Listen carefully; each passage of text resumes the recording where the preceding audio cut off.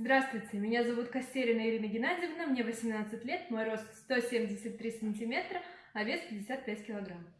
В моем списке уже есть две киноработы. Первая посвящена творчеству Александра Александровича Блока, а вторая — это детский фильм «Легенда».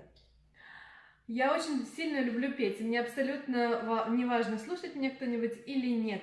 Также я очень интересуюсь ЗОЖем, но даже первую заповедь зожников я не выполняю, я ем все подряд.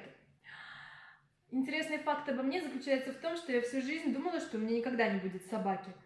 И вот эти вот «нет», когда я говорила себе «нет, у тебя не будет собаки», «нет, ты не сможешь за ней ухаживать», обернулись тем, что 2 месяца назад у меня появилась собака.